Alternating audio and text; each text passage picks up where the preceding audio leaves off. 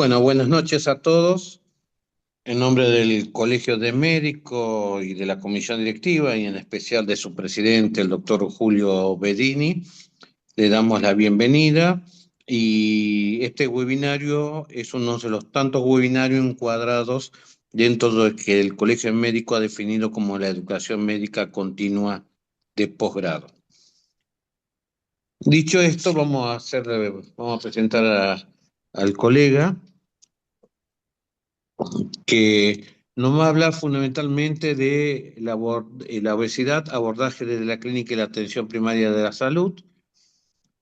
El doctor Juan Manuel Echagüe es especialista en medicina interna y endocrinología, y con una vasta experiencia en este tema, de fundamentalmente cuyo objetivo es el abordaje de la obesidad desde el consultorio y conocer el diagnóstico de comorbilidades metabólicas más frecuentes. También trabaja en el consultorio interdisciplinario de obesidad mórbida del Hospital Cushing y Semafé, y es profesor de semiología de la Facultad de Ciencias Médicas de la Universidad Nacional del Litoral, y como dijimos, especialista en medicina interna y endocrinología. Bueno, doctor José Manuel, gracias por poder compartir entre todos nosotros, entre colegas, el conocimiento y ser solidario en compartir este conocimiento con todos nosotros. Le damos la palabra. Muchas gracias, doctor Kers, por su presentación y por la invitación del colegio para abordar esta problemática, de la cual obviamente desde luego sabemos que no vamos a poder ser exhaustivos en desarrollar el tema por lo complejo y extenso, sino que bueno, vamos a tratar de limitarlos a lo más común y lo de todos los días en el consultorio. No podemos dejar de ubicar a la obesidad como parte del grupo de justamente enfermedades crónicas no transmisibles, que son hoy en día la primer causa de morbimortalidad en el mundo. Y uno, si va a ver, bueno, después las estadísticas, el certificado de defunción de las personas, bueno, pasa por enfermedad cardiovascular, cáncer, EPOC, diabetes, pero que son patologías que, si bien todas tienen su base genética, factores hereditarios, también tienen que ver con hábitos, el consumo de tabaco, el sedentarismo, el exceso de alcohol, de grasas, de azúcares, de sal, que pueden favorecer el desarrollo del aumento de la presión arterial, del aumento de la adiposidad corporal, del aumento de la glucemia, del aumento de los lípidos, y que son base importante para el desarrollo de estas enfermedades que mencionamos como primer causa de muerte y enfermedad. Y se trata de una patología muy frecuente. O sea, en nuestro medio, la tasa de prevalencia de sobrepeso y obesidad supera el 60%, el subgrupo de obesidad está cerca del 28% y ha ido en aumento en los últimos años. De modo que cuando uno ve la prevalencia de enfermedad cardiovascular, tiene que reconocer que subyace a esa enfermedad patologías y factores de riesgo, la misma como la diabetes tipo 2, la hipertensión, las dislipemias, que son además traccionadas en gran medida por la obesidad y la insulinoresistencia, que hoy en día son pandémicas. ¿Cómo definimos obesidad? Como el incremento del tejido adiposo del cuerpo, cuya magnitud, o sea, cuán incrementado esté, y sobre todo cuya distribución y disfunción van a condicionar la salud del individuo. Este incremento se da por un balance energético positivo y mantenido de calorías. Llamémosle a este balance energético como un mecanismo de generación del incremento del tejido adiposo, no es una causa en sí misma. Es una condición muy compleja, epidémica, pandémica, como dijimos, crónica, con características de daño metabólico, inflamatorio, muy heterogénea, muy variable de un individuo a otro, una población a otra, estigmatizada desde el punto de vista laboral, sociocultural, y que además acompaña a frecuentes comorbilidades, resultante de interacción de factores genéticos, epigenéticos y medioambientales. A veces, pocas veces se puede identificar una causa secundaria clara, una enfermedad de Cushing, por ejemplo, algunos trastornos genéticos raros, como los de Prader-Willi, mutaciones de leptina o de propio melanocortina, pero en general vamos a hablar de una obesidad sin una causa secundaria identificada, sí tener presente que hay, por ejemplo, el uso de ciertos fármacos es favorecedor del desarrollo de aumento de peso y adiposidad, de insulinoresistencia, hasta de diabetes. Entre ellos los anticonvulsivantes, los antipsicóticos, el uso crónico de glucocorticoides, el uso de litio, algunos beta bloqueantes, la medroxiprogesterona, los antidepresivos, son todos fármacos que se utilizan mucho. No son la única causa, pero intervienen en favorecer el desarrollo de mayor adiposidad. Dentro de los antidepresivos puede ser muy variable la acción, como los viejos tricíclicos, por ejemplo, que inducían ganancia de peso, la variabilidad entre los inhibidores de la recaptación de serotonina, algunos favorecen el aumento de peso, otros no, y algunos incluso, como el bupropión, que tiene un efecto neto de favorecer el descenso de peso y hasta incluso tiene cierto lugar en el tratamiento de la obesidad. Volviendo a la teología primaria, sabemos ya de hace años, esto es una teoría ya medias viejas, de este genotipo aerrador de los 30 genes que tienen los seres humanos han favorecido el desarrollo de la especie a partir de que si se identifica comida disponible esté la necesidad de consumirla, que preferir el aporte de grasa como de mayor rendimiento energético y que el exceso calórico que uno ingiere lo deposite con facilidad como tejido graso. Pero también hay que reconocer que hoy se sabe que la conducta alimentaria está en parte distorsionada en las personas con obesidad a partir de alteración en este diálogo o interjuego que se da entre señales periféricas del tejido adiposo, del tracto gastrointestinal y sus glándulas anexas, con los núcleos hipotalámicos que regulan el balance energético y la saciedad o el apetito, el aumento del apetito. Las vías orexígenas son bastante redundantes, se superponen entre sí, hay una fuerte tendencia desde el punto de vista de la acción de los neurotransmisores en favorecer la ingesta calórica, de modo que hoy en día se conoce a la obesidad como un desorden biológico con una alteración en la función del sistema nervioso central, especialmente sobre las vías de señalización y la actividad de núcleos que controlan el balance energético a partir de información que están recibiendo del tracto gastrointestinal y del tejido adiposo. De modo que no es solo un problema de estilo de vida del individuo, que se ha devenido por una falla personal en su actitud hacia la conducta alimentaria que se pueda resolver solamente por pedirle que voluntariamente restrinja el apetito. Esa es una forma, digamos, vieja de ver el problema y de no entender la enfermedad y el enfermo. Esta situación de lo que es el hambre homeostático, digamos que la regulación de las ingestas y del aporte de energía va a estar dada en base a las necesidades por el gasto energético en la actividad física e inhibidas cuando ya hay tejido adiposo suficiente o cuando ya hay señales de saciedad en relación a la ingesta. Esto no funciona adecuadamente en las personas con sobrepeso y obesidad. Sobrevienen otros motivos por el cual aportar energía, el hambre que se llama hedónico, gatillado por sensaciones, por factores psicológicos, por el estilo de vida, por hábitos, por emociones, que motivan a consumir alimentos con alta palatilidad, en la ausencia de que haya una necesidad energética homeostática, llamémosle, y se vuelve más ineficiente las señales de saciedad, de modo que las ingestas son mayores.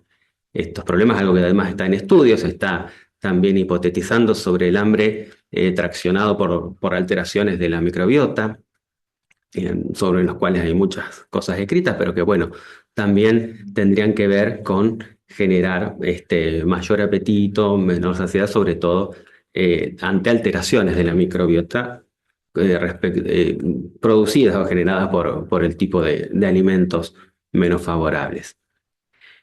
Además, esto se da en un medio ambiente social, cultural, desde las últimas décadas, en las cuales procesos de de urbanización, de mecanización, del mismo trabajo, del transporte. Se ven cómo ha cambiado la sociedad en las últimas décadas por patrones modernos de alimentación que favorecen el sedentarismo y que son como unos comportamientos de riesgo que se van pasando de ciudad a ciudad, de país a país, como si fueran vectores de una enfermedad infecciosa. O sea, aparecen en sociedades que quizás no tenían tanto problema con estas patologías y a partir de ahí empiezan a aumentar la prevalencia de sobrepeso y obesidad. Y este cambio medioambiental no se da solamente en las ciudades, sino cercano al individuo, tiene que ver con muchas cosas. Un poco, bueno, los cambios en la microbiota, como mencionamos hoy, el aumento del aporte calórico, la cantidad de calorías que consumen las personas ha ido en aumento en las últimas décadas, se consume mucho más que 20, 30 años atrás. Los cambios en el gasto de la energía, lo que sea sobre todo el metabolismo basal, el ejercicio, la cantidad, el aumento en la prevalencia del sedentarismo, hasta incluso el ser humano hoy en día ya no tiene que gastar calorías en modelar la temperatura, o sea, en regular, pasa de un hogar, de un ambiente climatizado a un vehículo climatizado, hasta un lugar de trabajo climatizado, o sea, no tiene ni siquiera que gastar energía para defenderse del frío, y de influencias tempranas de la vida respecto de patologías de su madre, de cuestiones placentarias desde el desarrollo de esa persona, la nutrición, especialmente el crecimiento en los primeros meses postnatales, a otras que también están en estudio, a algunos se les da mucha importancia, lo que es sobre todo trastornos del sueño, disruptores endocrinos y procesos que generen inflamación crónica. Todo esto como favorecedor del desarrollo de los fenotipos de obesidad y también de diabetes tipo 2. También en nuestro ambiente encontramos factores que protegen contra esta ganancia de peso, ¿eh? Establecidos por la OMS, se conoce que la actividad física regular es uno de ellos, la alta ingesta de frutas y verduras también, cosa difícil de alcanzar también en las mismas cuentas nacional de factores de riesgo, por autorreporte menos del 6% de la población alcanza la ingesta recomendada diaria de vegetales y frutas. Y bueno, la lactancia materna, los ambientes domésticos escolares que apoyan selecciones favorables, saludables de alimentos y actividad física para los chicos son los otros factores ambientales protectores contra la ganancia de peso. ¿Cómo podemos clasificar a los individuos con aumento de peso? La forma más sencilla es calculando el índice de masa corporal. Es una forma imperfecta, es una medición que tomamos en cuenta el peso y la altura. No estamos discriminando si es hombre, si es mujer, si es joven, adulto, si es anciano, la raza. Hoy en día sí hay algunos valores de criterios de corte para la raza. Por ejemplo, la raza amarilla tiene valores más bajos para el diagnóstico de obesidad que en la raza blanca. Y tampoco estamos seguros en todos los casos de qué clase de tejido estamos pesando y midiendo. La mayoría de las veces hablamos de tejido adiposo, pero bueno, no sabemos si estamos midiendo tejido muscular hipertrófico, un estado de hematoso. Con este dato de índice de masa corporal, tomamos el peso en kilogramos, lo dividimos por la altura en metros, con 2 decimales, 1,65, 1,72, 1,53, lo que sea, y vamos a obtener el dato de índice de masa corporal. Esa altura va al cuadrado y si no también se puede hacer el peso, dividirlo por la altura y volver a dividirlo por la altura, da el mismo resultado, que es un poco más fácil de hacer en el consultorio con una calculadora.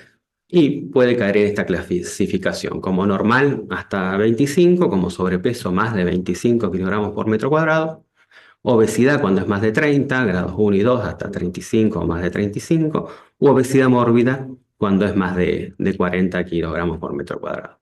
Una forma más precisa de identificar el exceso de tejido adiposo corporal es midiendo el porcentaje de grasa corporal. Eso no es de todos los días, se puede hacer con densitometría, con una bioimpedancia bien hecha, pero bueno, cuando es más de 25% en hombres o más de 30% en mujeres, se considera como aumentada. El exceso de adiposidad se va a traducir en consecuencias y en enfermedades hay un grupo que lo podemos llamar por cuestiones mecánicas, pues solo por el mayor peso van a producir problemas a nivel osteoarticular, sobre todo con artrosis, el aumento de la presión intraabdominal con problemas esofágicos, a nivel de tejidos blandos del cuello con apnea obstructiva del sueño, pero también tenemos que identificar la pata metabólica disfuncional de la adiposidad, en la cual solo por la producción de ácidos grasos libres, de lipotoxicidad, de adipoquinas proinflamatorias, de inflamación del tejido adiposo, van a terminar generando insulinoresistencia, hígado graso o esteatopatitis, dislipemias, hipertensión y llevar a eso a enfermedad cardiovascular, diabetes tipo 2 y consecuencias de la misma, ¿no es cierto? Como los ACVs, la insuficiencia cardíaca congestiva o la enfermedad renal crónica. De modo que es importante identificar esta adiposidad que cuando está distribuida en una forma especial y se acompaña de cambios metabólicos, genera mayor mortalidad. La distribución, hablamos de la distribución central o troncal o androide, a diferencia de la distribución femoroglútea o ginoide. Esto se puede medir haciendo el perímetro de cintura, o si no, simplemente con la inspección, ver si esta adiposidad está distribuida en mayor medida del ombligo para arriba que del ombligo para abajo. Ahí podemos identificar la distribución central del exceso del tejido adiposo.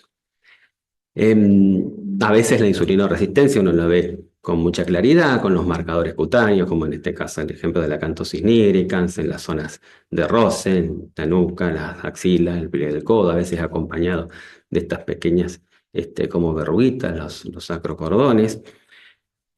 Pero el hecho de identificar este tejido adiposo en esa ubicación habla también de mayor riesgo cardiometabólico, porque este tejido adiposo a nivel visceral se hipertrofia y también después se inflama. Esta inflamación significa dos cosas. Uno, que los mismos adipocitos de este tejido hipertrofiado generan mediadores de inflamación, adipoquinas proinflamatorias, que las células residentes en el tejido adiposo, las células inflamatorias, se activan y que además se infiltran de macrófagos, linfocitos, otras células provenientes de la sangre.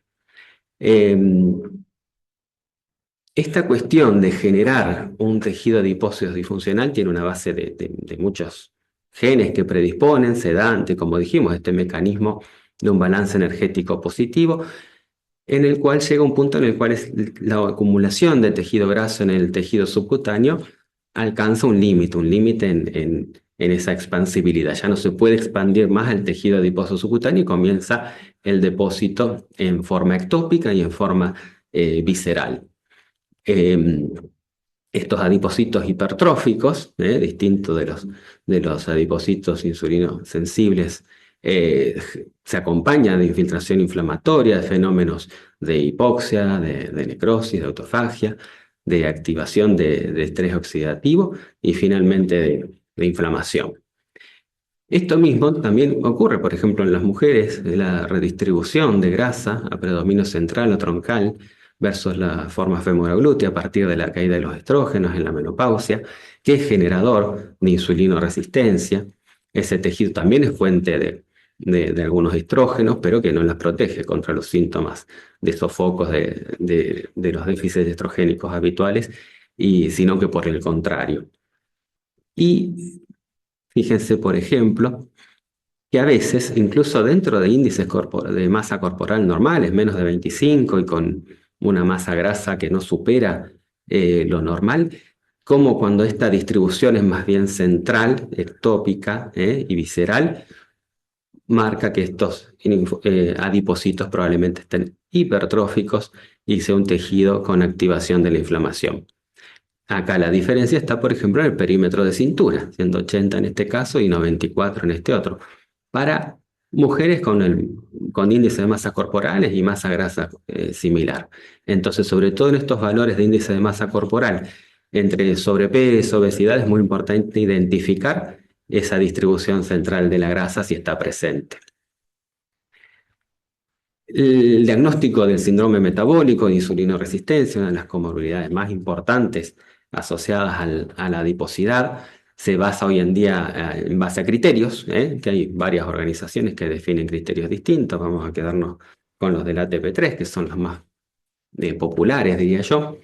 Se refiere a que, bueno, si hay 3 de estos 5 criterios, se considera que hay un síndrome metabólico de insulinoresistencia. Tienen que ver con la distribución abdominal de la grasa, midiendo el perímetro de cintura, en los hombres cuando es más de 102, en las mujeres más de 88. Ese criterio se considera como presente. La trigliceridemia, cuando es más de 150 también. El descenso de los niveles de HDL colesterol, menos de 40 en hombres o menos de 50 en las mujeres. Y los aumentos, aunque sea limítrofes de presión arterial y de glucemia, aunque no lleguen a valores francamente de hipertensión o valores francamente de diabetes, pero ya el aumento en esos niveles son criterios diagnósticos de este síndrome que está ocurriendo en esta persona con sobrepeso o obesidad. Otras comorbilidades, el identificar el sobrepeso o obesidad asociado a la insulinoresistencia, habla de que probablemente esa persona tenga un hígado graso. Es casi universal en las personas con obesidad, en la mayoría de los diabéticos tipo 2 también.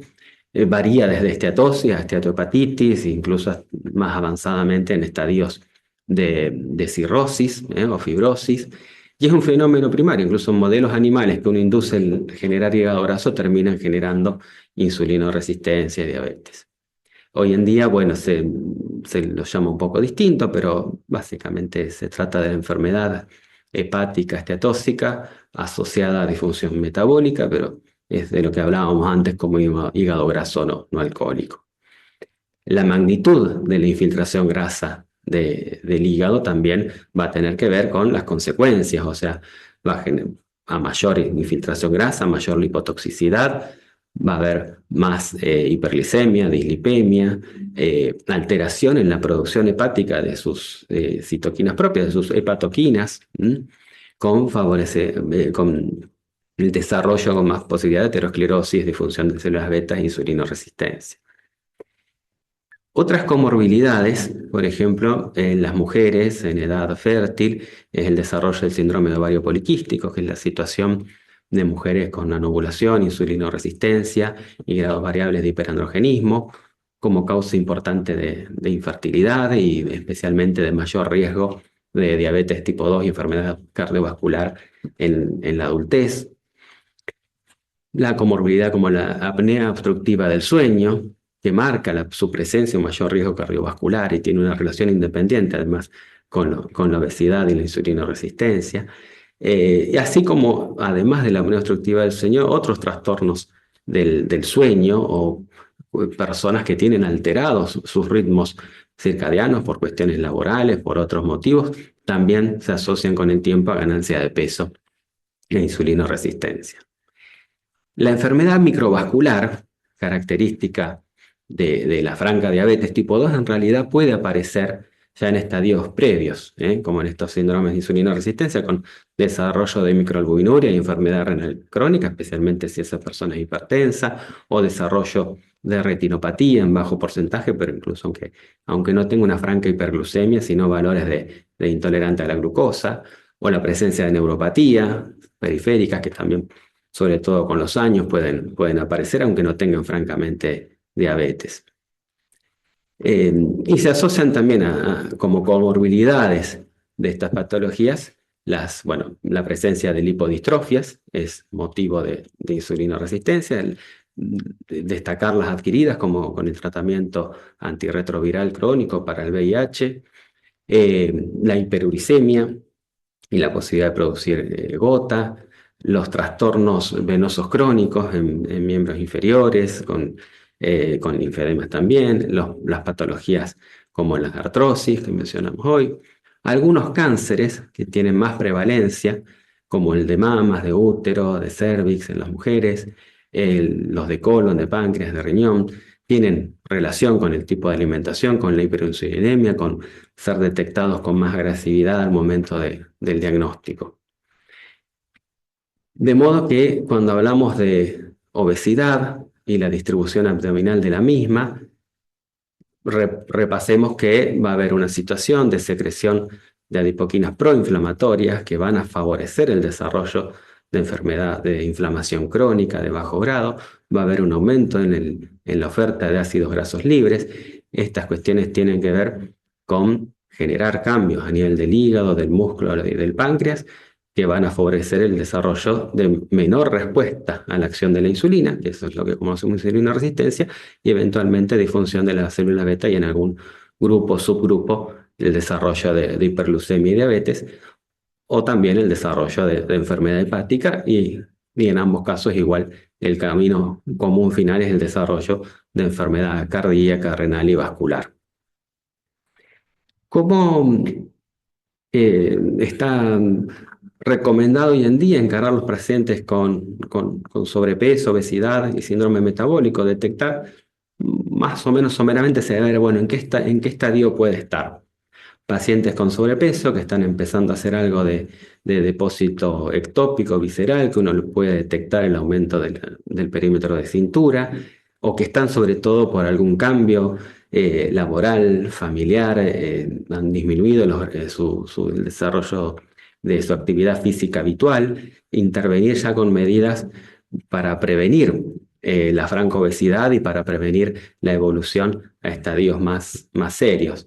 Cuando ya agrega algún criterio, aunque no llegue a los 3 para hablar de síndrome de insulina resistencia, pero especialmente empieza a subir un poco la presión, o los triglicéridos, o el HDL, agregar tratamiento farmacológico para estas medidas, además del tratamiento de actividad física y de nutrición.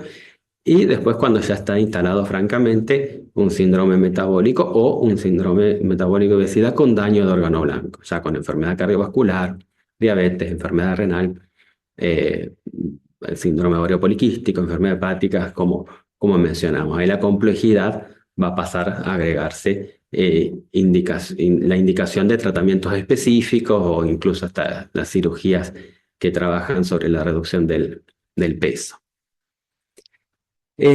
Para mencionarles un poco de cómo trabajamos en el consultorio de obesidad mórbida del CEMAFE, es un consultorio que se originó en el año 2007, primero en el Hospital Cuyen, ahora desde el 2018 en el CEMAFE, con un equipo interdisciplinario constituido con un médico clínico, una licenciada de nutrición, una psicóloga, una profe de educación física y 2 consultorios que trabajan en forma paralela, y después hay además un consultorio de obesidad pediátrica con una pediatra y una nutricionista. Encaramos a los pacientes a través, obviamente, de una anamnesis clínica y nutricional. Nos fijamos sus antecedentes patológicos, personales, los familiares y hereditarios, la historia de su sobrepeso, de los tratamientos previos que pudo haber hecho, los hábitos nutricionales actuales y de actividad física, la composición y dinámica familiar de sus convivientes, la calidad del descanso y del sueño nocturno, las motivaciones y expectativas de encarar un tratamiento de problema. Es muy distinto, a veces son pacientes que vienen derivados de un centro de salud, que van porque los mandan y otros en cambio van por motus propio. Se le da importancia a la comorbilidad psiquiátrica, si es seria, si es importante, estadios depresivos muy importantes, trastornos mayores que no estén compensados. Primero incluso se plantea, bueno, tratar, mejorar este aspecto y después encarar el tratamiento del sobrepeso. La mayoría de las veces las que consultan son mujeres, en una edad media de la vida. Encontramos que la esteatosis hepática es prácticamente universal. Les remarco que este consultorio recibe personas con índice de masa corporal más de 40. Entonces casi todos tienen esteatosis, la mitad son hipertensos, un cuarto son diabéticos. Encontramos en esa anamnesis inicial el enorme consumo de bebidas azucaradas en forma de gaseosas o jugos. O sea, se hidratan con este tipo de bebidas, no con agua. Y el consumo especialmente de panificados, derivados y ultraprocesados, con gran desorganización en los horarios de comida, en la falta de planificación, de saber qué se va a comer, qué se va a cocinar.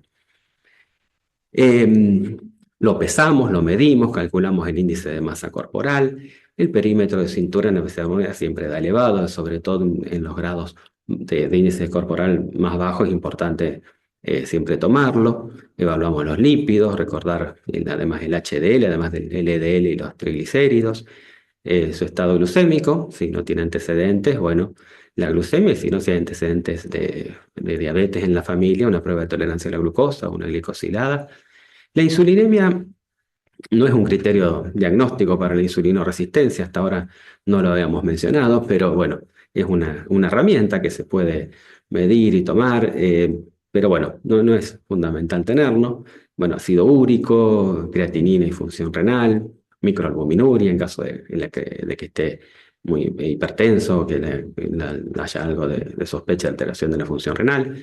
El hepatograma, suele haber aumento de la GPT, a veces de ambas de GPT y GOT, y de fosfatasa alcalina como marcador de la esteatosis o esteatohepatitis. Medimos perfil tiroideo, aunque el hipotiroidismo no es causa de obesidad, pero sí es una patología común en mujeres en edad media, que son el grupo grande que vemos, así que definimos a ver si tiene un problema tiroideo, vemos si hay autoinmunidad tiroidea. No es raro que personas con obesidad mórbida tengan valores de TSH levemente aumentados, pero que no estén representando francamente una enfermedad, es cuestión de seguirlos. Descartar un Cushing en algunos casos muy específicos, con un fenotipo muy característico, y imágenes abdominales, renales, ver el hígado, el tamaño, además de la infiltración grasa, la polisomnografía en casos de síntomas compatibles.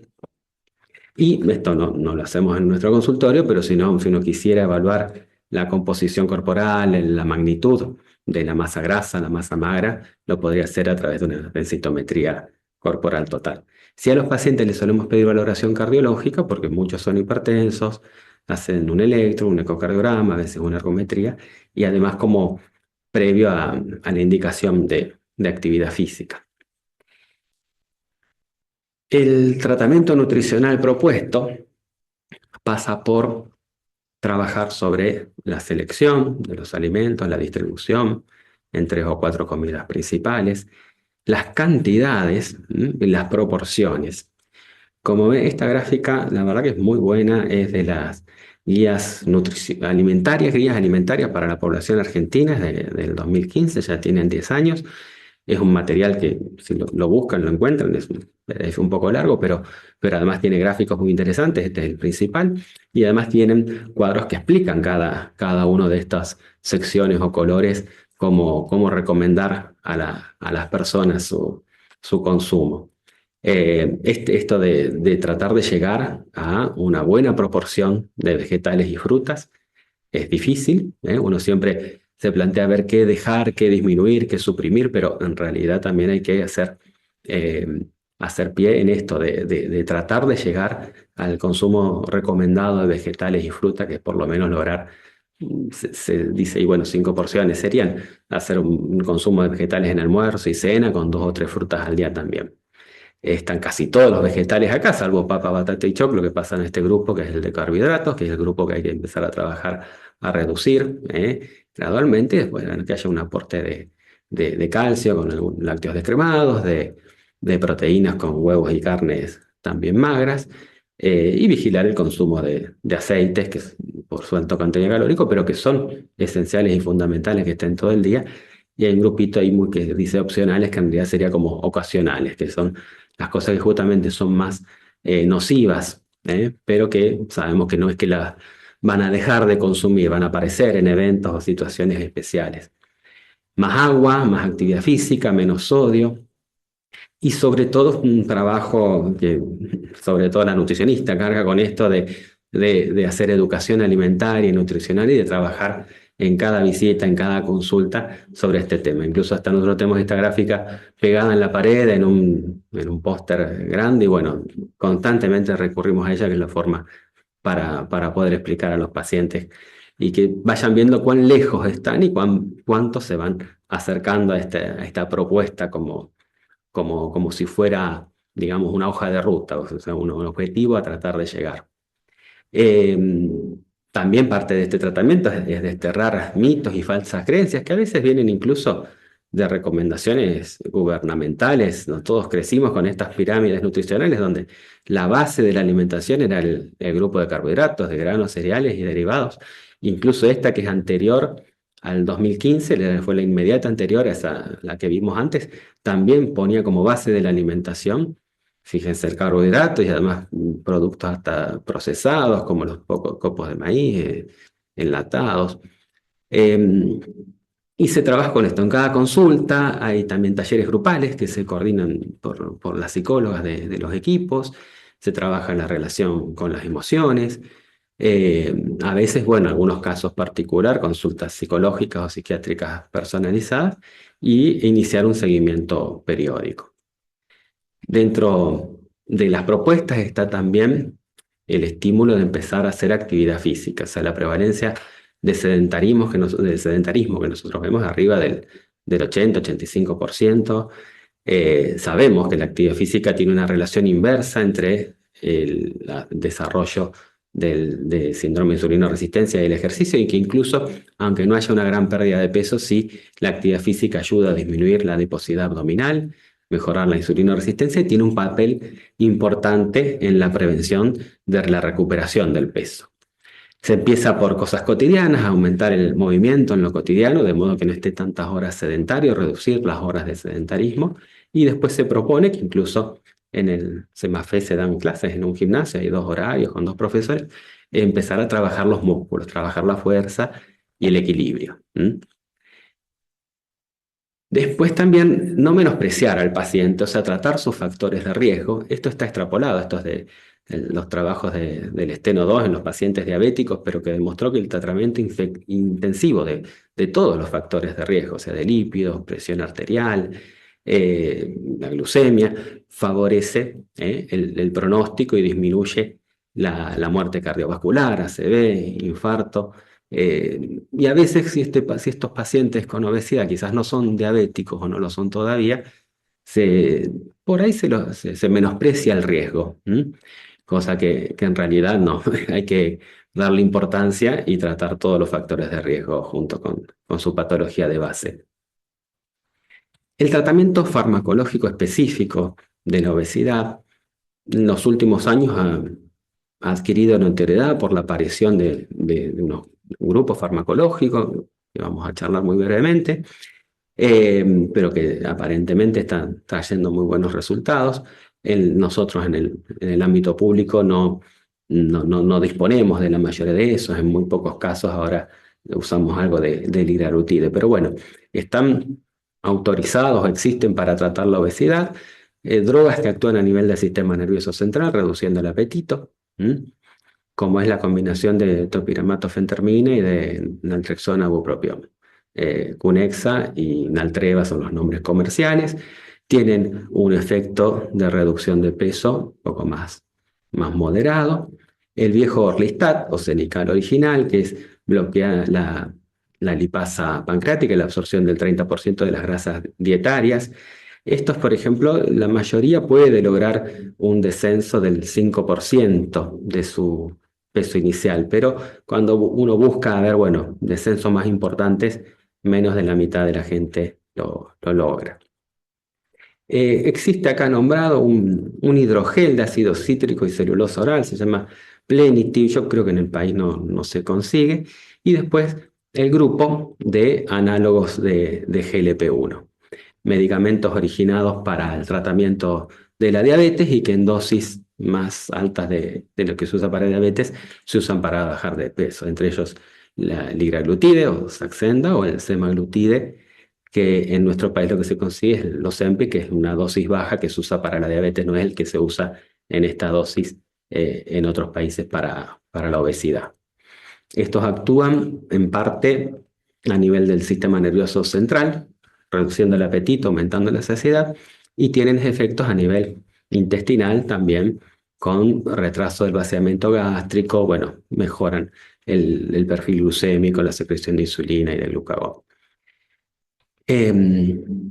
Perdón por estas imágenes tan poco amigables, por ahí ver que a veces estos que actúan sobre el sistema nervioso central tienen su limitación, especialmente con la enfermedad cardiovascular y en cuestiones de deterioro renal o hepático, aunque sea moderado, se usan en las dosis mínimas.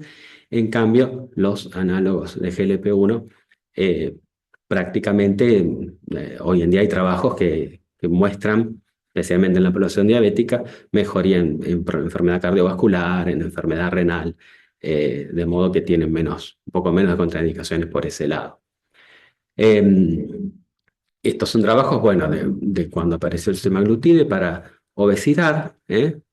Les repito, se usa acá en dosis de 2,4 miligramos, el que en nuestro medio se consigue es el Ozempic de 0,5 y de 1 miligramo. Generalmente todos se usan en forma gradual, se va titulando gradualmente la dosis, ¿eh? El efecto en promedio, bueno, es un descenso entre 15 y 20% para hacer la semaglutide, y este que se llama tirzepatide todavía no está en nuestro mercado, es un análogo dual de GLP-1 y de HIP, que es otra incretina, y tiene un efecto sobre el peso un poco más marcado. Estos son, obviamente, datos promedios de estos ensayos clínicos. Es muy variable de un individuo a otro. Hay algunos que responden muy bien, con una gran pérdida. Incluso cuando se empezaron a usar estas drogas, por ahí la idea era probarlas los primeros 2 o 3 meses a ver qué efecto tenía en ese paciente. Si tenía un efecto favorable, se podía continuar, si no, discontinuarlo. Pero hay gente que responde muy bien con mucha pérdida de peso y otros con no tanta pérdida de peso. Los efectos adversos que mencionamos, además, se suman la cuestión de justamente ese retraso en el vaciamiento gástrico. A veces hay descripción de riesgo de gastroparesia. Hay que, por ejemplo, previo a una anestesia o a una endoscopía, o sea, hay que suspenderlo un par de semanas antes por ese riesgo de gastroparesia y de broncoaspiración. Por lo demás, hay un montón de otras publicaciones que hablan de beneficios cardiovasculares, renales. eh, Incluso esta semana se publicó uno de beneficio cardiovascular del semaglutide oral, que viene también en pastillas y se toma diaria, mejorando el riesgo cardiovascular, pero sin embargo ese que es oral no mostraba mucha pérdida de peso. Y en el futuro también este está todavía en estudio, pero es un agonista oral de GLP-1, no es el semaglutide oral, sino es otro, y que este también tiene un poco más, un efecto un poco más potente en la pérdida de peso que los otros orales que se probaron, ¿eh? Siempre los efectos adversos, náuseas, vómitos, constipación y trastornos digestivos principalmente. Son herramientas importantes, no las tenemos nosotros en el medio público. Ustedes van a ver que hay mucha gente que la está usando en este momento, incluso la usa sin prescripción médica, van, se lo compran porque lo ven. Hay un gran, digamos, una gran propaganda de estos fármacos en redes sociales, incluso artistas, gente conocida que los usa. Pero bueno, no tenemos que olvidarnos que, como en todas patologías crónicas, la farmacoterapia es una de las patas del tratamiento, no es la única. Esto si no es acompañado por un plan de alimentación, por intentar mejorías en los hábitos, por la actividad física. Las personas que responden con una gran pérdida de peso, uno de los problemas importantes que tienen es la pérdida de masa muscular, y eso después puede favorecer el recuperar peso, el no sostener el peso disminuido.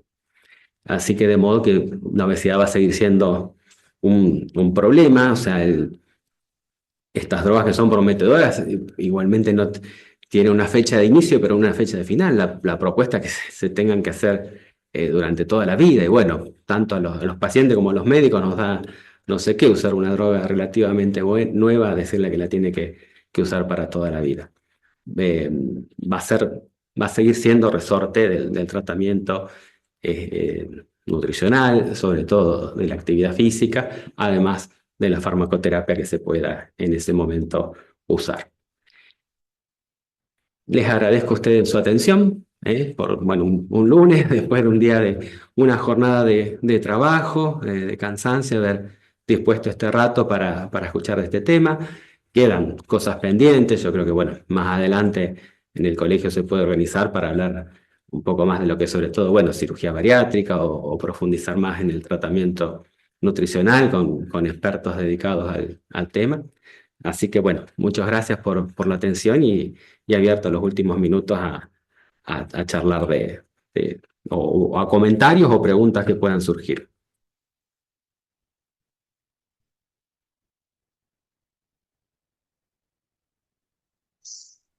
Darío, bueno, gracias José Manuel. Darío, hay algunas preguntas en el chat, si vos se las querés leer. Sí, sí, acá se las leo. Tengo una de Nair María del Valle que dice, ¿cómo se podría hacer para controlar el peso si el paciente está bajo tratamientos con antidepresivos? No, no son determinantes, o sea, es una situación en la que hay que tener presente que estas drogas pueden complicar el tratamiento o pueden llevar a una persona que no tenía problemas importantes de peso a que empiece a aumentar peso. Con los antipsicóticos es muy marcado, muy claro justamente ese efecto.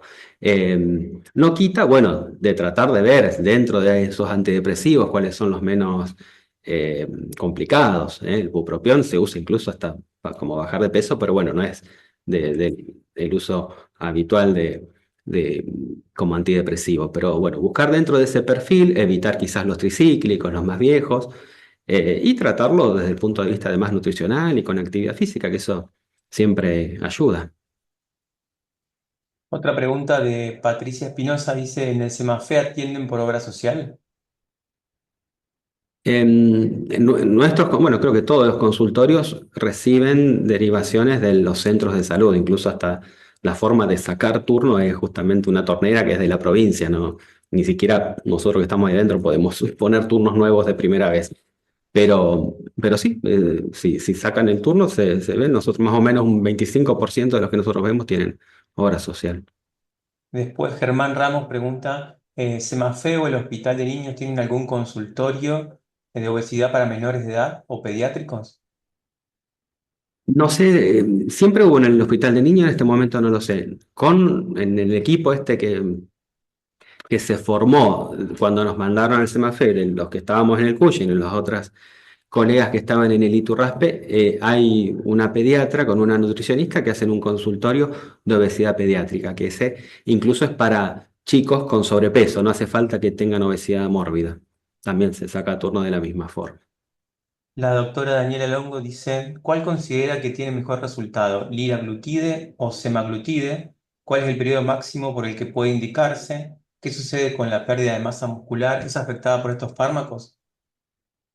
Sí, los pacientes, justamente, los pacientes son buenos respondedores que bajan kilos en poco tiempo, son los que están más en riesgo de perder masa muscular. Y es uno de los problemas, de las limitantes más a futuro. Sobre todo si uno quiere decir, bueno, usamos esta herramienta, son remedios que son muy costosos además. La podemos usar unos meses como para mejorar la situación, pero va a necesitar trabajar la parte muscular para después no recuperar peso. Eh, de los dos, en realidad la indicación oficial es usar el liraglutide, que viene en dosis más altas de lo que se usa para la diabetes. Es un medicamento que se usa todos los días, se va graduando, aumentando semanalmente. El otro, el semaglutide que disponemos acá, es el Ozempic, que viene en dosis baja, es para tratamiento de la diabetes, no del sobrepeso, pero tiene aparentemente este que es semanal, tiene una forma más fácil de usar y tiene efectos un poco más intensos sobre el peso que el tradicional liraglutide.